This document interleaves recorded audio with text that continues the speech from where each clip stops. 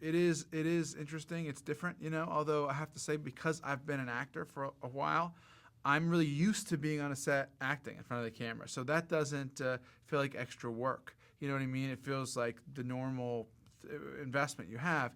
The problem is that the time you take to think about your performance and what you're going to do just takes away from the amount of time you have to think about what you're going to do as a director. So the big problem is just those two jobs fighting over time, and you only have a limited amount because, as they say, time is money. Sometimes you're sort of peripherally aware of stuff that's going on when you're acting in a scene. And, a lot of actors, I think, acting, directing, it's about taste. Feeling as though the scene is working or the scene isn't working, or liking what's going on with the extras. And a lot of actors will, have the instincts about that. So it's not uncommon to have those kinds of, sensory perceptions while you're working on a movie. It's just that you have to sort of learn to cultivate them. You know what I mean? You have to really learn to listen. And then I just do it a bunch and then go over to the monitor and say, sort of, did anybody notice anything weird?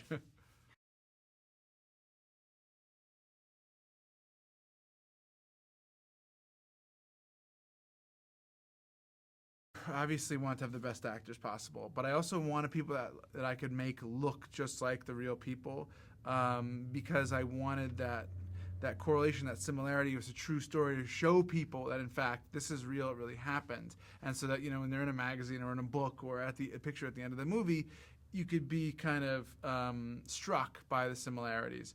But it turned out that mustaches and glasses and a wardrobe kind of goes a long way toward getting people to look like the other different people in the '70s. And so what I did that I think was helpful was I made them all live in this on the set in the house that we have dressed as their ambassador's residence in Tehran, and we put the period movies in, period magazines and books, and their wardrobe. And they had to live. I couldn't find '70s like food boxes, but they had to live together and get used to one another as if they'd been cooped up together. And when they got out, you really did. It felt different. It felt like these are people who knew each other in a more intimate way.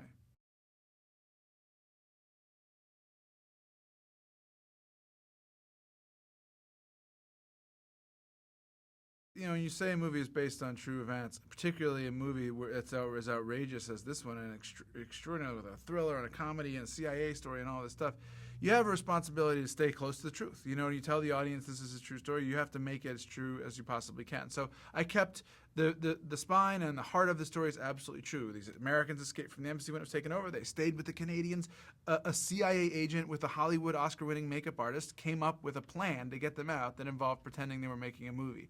That's all real. John Chambers, the makeup artist that was friends with Tony Mendes, an absolutely real guy. He also looks almost exactly like John Goodman, and he won the first Oscar for makeup. He did Planet of the Apes. He was the head of makeup for Warner Brothers, but he also had his secret compartment makeup drawer with a lock on it. Is where he kept all his CIA disguises. The masks that got people out of snuck people out of Southeast Asia and that kind of thing. So that was really true. The Alan Arkin character is a bit of a composite, and we made him a little bit more of a sort of old, famous, worldly producer. The real guy Seidel was a little bit less, had a little bit less interesting history. And I thought Alan, to play that, you would get an even better sense into Hollywood, both the part that you kind of roll your eyes at and the part that's really interesting.